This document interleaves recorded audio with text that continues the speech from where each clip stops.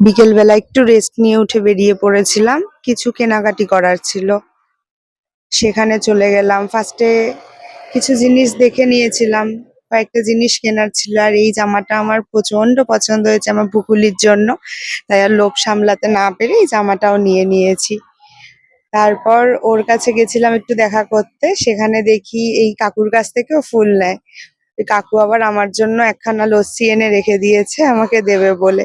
আর আমার হাতে সেই ড্রেসের প্যাকেটগুলো দেখে স্বপনবুর সাথে আমি একটু মজা করে নিচ্ছিলাম, আমাকে প্রশ্ন করছিল অনেক। তারপর বেরিয়ে পড়লাম আমাদের যেখানে ইনভিটেশন ছিল আজকে এক জন্মদিন বাড়িতে। আর সেটা হলো আমার দিদির এক আত্মীয়, মানে দিদি শ্বশুর বাড়ির দিক থেকে। হ্যাঁ, আমাদেরও আত্মীয়ের মতনই হয়ে গেছে বলা যেতে পারে, যেহেতু ওরা নৈহাটি থাকে। একসঙ্গে ওঠা বসা, ভালো ভালো সময় কাটানো, অনেক গল্প আড্ডা ইয়ার্কি সব একসাথে কম বেশি আমাদের চলতেই থাকে। আর এই যে এখানে বার্থডে গার্লের মা, আমি বলছিলাম কি সুন্দর সাজানো হয়েছে সবটা। আর ইনি হলেন বাবা। একদমই অল্প সময়ের জন্য গেছিলাম। আর ইনি হলেন বার্থডে গার্ল আমাদের। তো ওকে আমি বলছিলাম যে তুই কেন চুল কেটে ফেলেছিস, তো এত সুন্দর একটা ড্রেস পরেছিস, তার সঙ্গে যে এত ছোট ছোট চুল, বলছে মা কাটিয়ে দিয়েছে।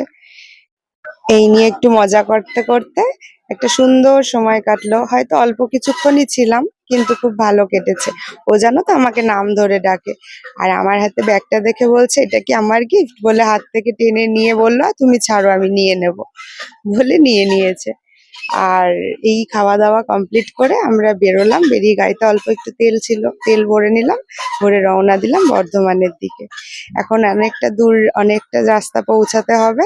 সবাই ভালো থেকো আর দেখো কালকে কেন আমরা বর্ধমান